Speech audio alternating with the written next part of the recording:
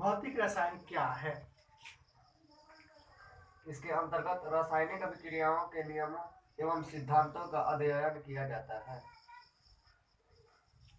रासायनिक अभिक्रिया क्या है?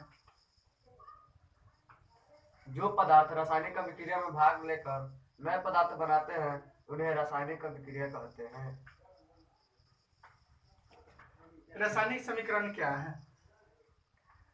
किसी रासायनिक अभिक्रिया में भाग लेने वाले पदार्थों के संकेतों एवं अणुसूत्रों की सहायता से उस अभिक्रिया का संक्षिप्त निरूपण रासायनिक समीकरण कहलाता है। अभिकारक किसे कहते हैं? जो पदार्थ रासायनिक अभिक्रिया में भाग लेकर नए पदार्थ बनाते हैं उन्हें अभिकारक कहते हैं। रासायनिक समीकरण लिखने की विधि लिखें।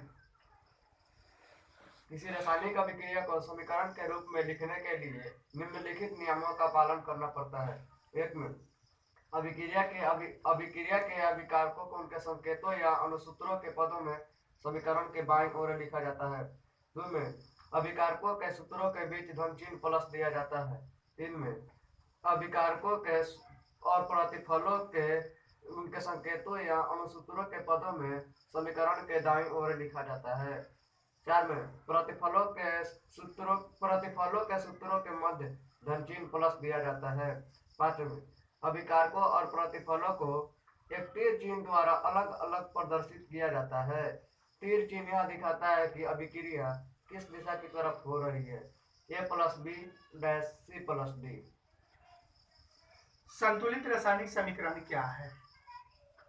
संतुलित रासायनिक समीकरण वह है जिसमें समीकरण के दोनों ओर प्रत्येक तत्व के परमाणुओं की संख्या समान होती है।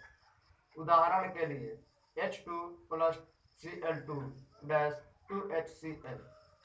असंतुलित रासायनिक समीकरण क्या है? असंतुलित रासायनिक समीकरण वह है जिसमें समीकरण के दोनों ओर परमाणुओं की संख्या समान नहीं होती है। उदाहरण के लिए H2 + O2 H2O। अनुमान द्वारा संतुलन विधि लिखिए। रासायनिक समीकरणों को संतुलित करने के लिए एक सरल विधि है जिसे अनुमान द्वारा संतुलित विधि कहते हैं। रासायनिक समीकरण से प्राप्त होने वाले सूचनाएं क्या हैं? किसी रासायनिक समीकरण से हमें निम्नलिखित सूचनाएं प्राप्त होती है। एक में यह अभिकारकों एवं प्रतिफलों के संकेत सूत्र की जानकारी देता है। दो में यह बताता है कि अभिक्रिया में भाग लेने वाले कौन कौन से और अभिक्रिया के फलस्वरूप यह बताता है कि अभिक्रिया में कौन कौन से पदार्थ भाग ले रहे हैं और अभिक्रिया का फलस्वरूप कौन कौन से पदार्थों का निर्माण होता है। तीन में यह अभिकारकों और प्रतिफलों को जानकारी देता है। चार में यह अभिक्रिया का फलस्वरूप निर्मित प्रतिफलों के परमाणुओं एवं अणुओं की अपेक्षिक संख्याओं की जानकारी देता है। पांच में यह बताता है कि अभिकारकों और प्रतिफलों के मोलों के अनुपात की जानकारी देता है। छह में यह अभिकारकों और प्रतिफलों के द्रव्यमानों का अनुपात बताता है। सात में यह गैसीय अभिकारकों और प्रतिफलों के द्रव्यमानों की अपेक्षिक आयतन की जानकारी देता है। रासायनिक समीकरण के उपयोग के क्या लाभ हैं? रासायनिक समीकरण के उपयोग से निम्नलिखित लाभ है। एक में किसी भी रासायनिक अभिक्रिया का समीकरण के रूप में निरूपण आसान होता है। इससे समय की बचत होती है। तथ्य लिखने के लिए कागज पर कम स्थान की आवश्यकता होती है। दो में रासायनिक समीकरण की सहायता से प्रतिफल की एक निश्चित मात्रा में निर्माण के लिए आवश्यक अभिकारकों के द्रव्यमानों की गणना ठीक ठीक की जा सकती है। तीन में संपूर्ण विश्व में एक ही प्रकार के रासायनिक संकेतों का उपयोग होता है। अतः वैज्ञानिकों को रासायनिक समीकरण की जानकारी प्राप्त करने में किसी भी प्रकार की कठिनाई नहीं होती है। रासायनिक समीकरण की सीमाएं लिखें। एक में रासायनिक समीकरण की भौतिक अवस्था यानी ठोस, द्रव, गैस की जानकारी नहीं हो पाती है। दो में अभिक्रिया के फलस्वरूप उत्सर्जित या अवशोषित ऊष्मा की जानकारी रासायनिक समीकरण से नहीं हो पाती है। तीन में रासायनिक समीकरण से पता नहीं चलता है कि अभिक्रिया किन दशाओं, दाब, ताप, सांद्रण, उत्प्रेरक की उपस्थिति आदि में संभव है। चार में रासायनिक समीकरण अभिक्रिया के वेग के संदर्भ में कोई जानकारी नहीं देता है। पांच में कुछ रासायनिक अभिक्रियाएं विस्फोट के साथ होती है, परंतु रासायनिक समीकरण से इस बात की कोई जानकारी नहीं होती है। 6 में रासायनिक समीकरण यह भी जानकारी नहीं देता है कि अभिक्रिया में अभिकारकों की वस्तुतः कितनी मात्राएं खर्च हुई तथा प्रतिफल की कितनी मात्राओं का निर्माण हुआ। संयोजन या संश्लेषण अभिक्रिया क्या है? संयोजन या संश्लेषण अभिक्रिया वह है जिसमें दो या अधिक पदार्थ यानी तत्व या यौगिक परस्पर संयोग करके एक नए पदार्थ बनाते हैं जिनके गुण मूल पदार्थ के गुण से बिल्कुल भिन्न होते हैं। वियोजन या अपघटन अभिक्रिया क्या है?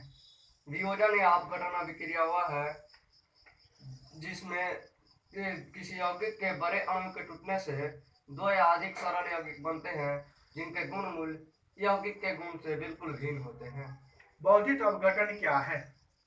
कुछ धातुओं के द्रवित ऑक्साइड एवं क्लोराइड होकर विद्युत धारा प्रवाहित करने पर अपघटित हो जाते हैं। इस अभिक्रिया में धातु कैथोड पर और ऑक्सीजन या क्लोरीन गैस एनोड पर मुक्त होती है।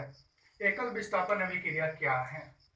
वह अभिक्रिया जिसमें किसी यौगिक में उपस्थित किसी परमाणु या परमाणुओं के समूह को किसी दूसरे परमाणु द्वारा विस्थापित कर दिया जाता है एकल विस्थापन अभिक्रियाएं कहलाती है।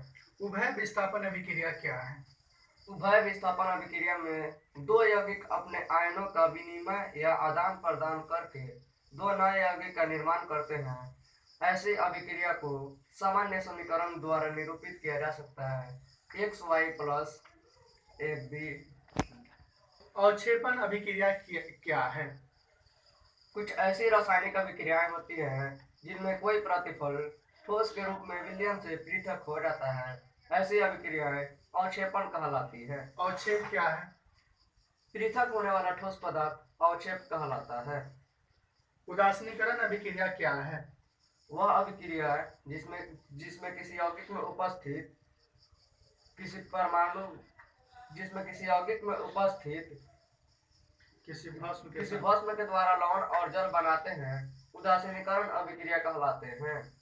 अम्ल जोड़ भस्म डैश लवण जोड़ जल HCl जोड़ NaOH डैश NaCl जोड़ H2O। HCl का मतलब हाइड्रोक्लोरिक अम्ल, NaOH यानी भस्म का मतलब सोडियम हाइड्रोक्साइड, NaCl यानी लवण का मतलब सोडियम क्लोराइड, H2O यानी जल का मतलब जल। प्रकाश रासायनिक अभिक्रिया क्या है? वैसी रासायनिक अभिक्रियाएं जो प्रकाश की उपस्थिति में घटित होती है प्रकाश रासायनिक अभिक्रियाएं कहलाती हैं। ऑक्सीकरण या अवकरण अभिक्रिया किसे कहते हैं? ऑक्सीकरण एवं अवकरण अभिक्रियाएं एक विशेष प्रकार की रासायनिक अभिक्रियाएं होती है जो सदैव साथ साथ होती है। ये रेडॉक्स अभिक्रियाएं भी कहलाती है। दहन किसे कहते हैं? किसी पदार्थ के ऑक्सीजन में जलने पर ऊष्मा और प्रकाश उत्पन्न होते हैं। जलने की इस प्रक्रिया को दहन कहते हैं। उदाहरण 1, कार्बन को वायु में जलाने पर कार्बन डाइऑक्साइड बनता है। इसमें ऊष्मा और प्रकाश उत्पन्न होते हैं। C+O2 CO2। उदाहरण 2, वायु में गंधक को जलाने पर सल्फर डाइऑक्साइड बनता है तथा ऊष्मा और प्रकाश उत्पन्न होते हैं। S+O2 SO2 प्लस ऊष्मा प्लस प्रकाश। दहनशील या ज्वलनशील पदार्थ क्या है? जो पदार्थ दहन में जलता है उसे दहनशील या ज्वलनशील कहते हैं।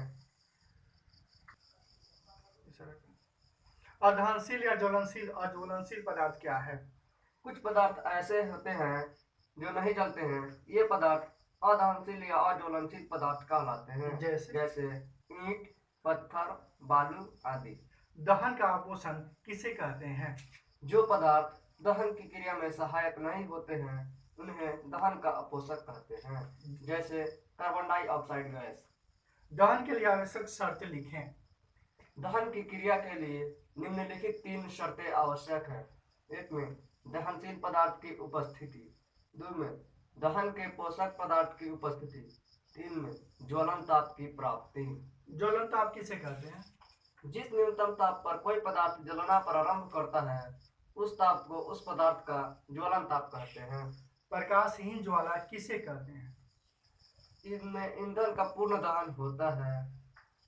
इसमें निर्मित ज्वाला का रंग नीला होता है किंतु प्रकाश बहुत कम होता है, इसलिए इसे प्रकाशहीन यानी अप्रदीप्त ज्वाला कहते हैं। प्रकाशमान या प्रदीप्त ज्वाला किसे कहते हैं? ईंधन का पूर्ण दहन नहीं हो पाता है। इसमें उत्पन्न ज्वाला का रंग पीला होता है, क्योंकि ईंधन के अपूर्ण दहन से उसके वाष्प में बिना जले हुए कार्बन के कण मिश्रित हो जाते हैं, जो तप्त होकर चमकने लगते हैं। इस ज्वाला से पीले रंग का प्रकाश निकलता है, इसलिए इस ज्वाला को प्रकाशमान यानी प्रदीप्त कहा जाता है। मोमबत्ती की ज्वाला किसे कहते हैं? मोमबत्ती एक ज्वलनशील पदार्थ है जो मोम की बनी होती है। मोम ठोस हाइड्रोकार्बनों का मिश्रण होता है। मोमबत्ती को जलाने पर मोम पिघलकर बत्ती में ऊपर चढ़ता है तथा वाष्प में परिवर्तित हो जाता है। यही वाष्प वायु या ऑक्सीजन में जलकर ज्वाला उत्पन्न करते हैं, जिसे मोमबत्ती की ज्वाला कहते हैं। इसे चित्र द्वारा भी दर्शाया गया है। अदहन के क्षेत्र किसे कहते हैं? केंद्रीय मंडल यह नीला होता है। इसमें बिना जले हुए मोम के वाष्प रहते हैं, क्योंकि वाष्प ये बत्ती को